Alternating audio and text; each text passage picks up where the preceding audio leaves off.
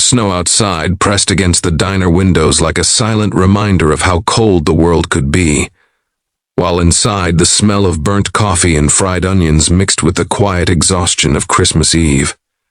For Hannah Mercer, this night felt heavier than most.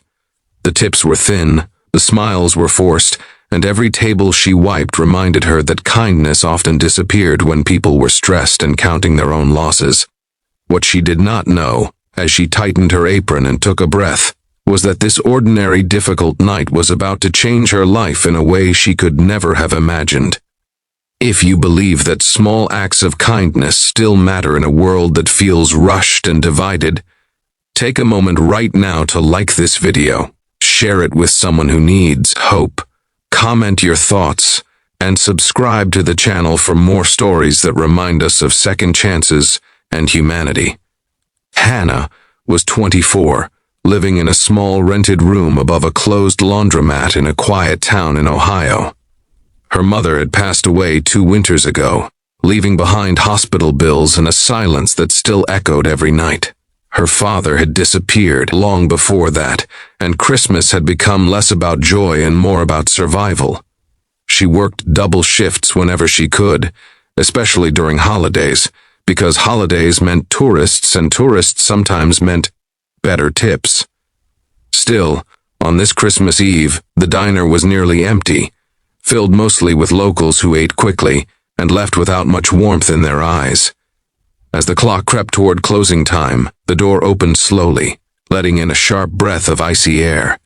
An elderly couple stepped inside, their coats thin, their movements careful, as if every step needed permission from tired bones. The man's hair was silver and neatly combed, his hands trembling slightly as he held the door for the woman beside him. She clutched a worn handbag and looked around the diner with a mix of embarrassment and quiet hope. Their names were Arthur and Margaret Collins, though no one in that room knew that yet. They chose the smallest booth near the window, sitting close together, not out of affection alone, but for warmth. Hannah noticed how they studied the menu longer than usual, their eyes pausing not on what they wanted, but on what they could afford. She had seen this look before. It was the look of people who had learned to calculate hunger. When she returned to their table with water, she sensed their hesitation, the silent discussion happening between them without words. The order they finally placed was modest, almost painfully so. 1 bowl of soup, 2 empty plates. Hannah wrote it down, her chest tightening. She remembered nights when she and her mother had split a single meal, pretending it was enough. As she walked back toward the kitchen, something inside her refused to stay quiet. She knew the rules. She knew her manager counted inventory closely. She also knew that doing nothing would follow her home like a shadow. In the kitchen, Hannah made a choice that felt both reckless and necessary. She prepared the soup, then added 2 full meals on the side, careful, deliberate, hoping no one would notice. When she returned to the table, she placed everything down gently, pretending it was exactly what they had ordered. The couple looked up, startled, confusion quickly turning into concern. Hannah simply smiled and moved on, her heart pounding, her hands shaking as she refilled coffee at another table.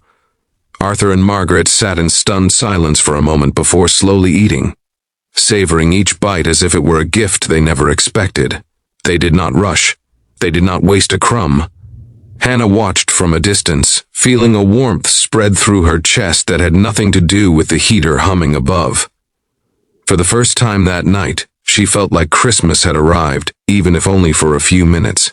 What Hannah did not see was the way Arthur observed the diner, the way his eyes noticed details others ignored. He saw the cracked tiles, the flickering lights, the tired staff. He saw Hannah moving table to table without complaint, offering refills even when customers barely acknowledged her. Arthur and Margaret exchanged a look, one that carried years of shared understanding, of decisions made quietly, without display. After finishing their meal, the couple remained seated, hands folded, as if waiting for something. When Hannah came by to clear the table, she noticed a folded napkin resting carefully beside the plates. She nodded politely and wished them a good night, assuming it held a few crumpled bills, maybe not even enough to cover the soup they had ordered. She did not unfold it until the doors were locked and the lights were dimmed. Inside the napkin was a handwritten note, and a tip so large her breath caught in her throat. The note was simple, written with steady care. It thanked her for her kindness, for seeing people instead of problems, and for reminding them why they still believed in humanity. Hannah stood frozen, the paper trembling in her hands, unsure if this was real or some cruel mistake. The next morning, Hannah was called into the diner earlier than usual. Fear followed her every step as she walked in, convinced she was about to be fired. Instead, she found her manager standing stiffly beside two familiar faces. Arthur and Margaret were there, dressed differently now, refined but unchanged in their calm presence. The truth unfolded gently but completely. The couple were owners of a nationwide logistics company, quietly traveling during the holidays, choosing to live simply despite their wealth. They had entered the diner not as a test, but as tired travelers seeking warmth. What they found was something far rarer. Arthur spoke about watching Hannah choose compassion over convenience, about how her single act reflected values that could not be taught in boardrooms or bought with money. Margaret spoke about remembering what it felt like to be unseen, and how Hannah had looked at them with dignity. They revealed their intention not just to thank her, but to change her path forward.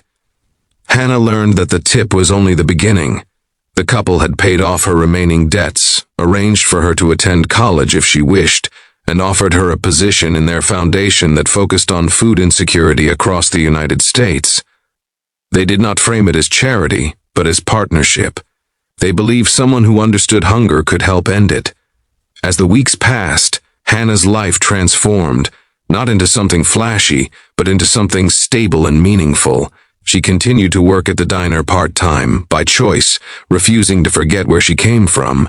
She helped launch community meal programs, standing in soup kitchens with the same quiet focus she once carried plates.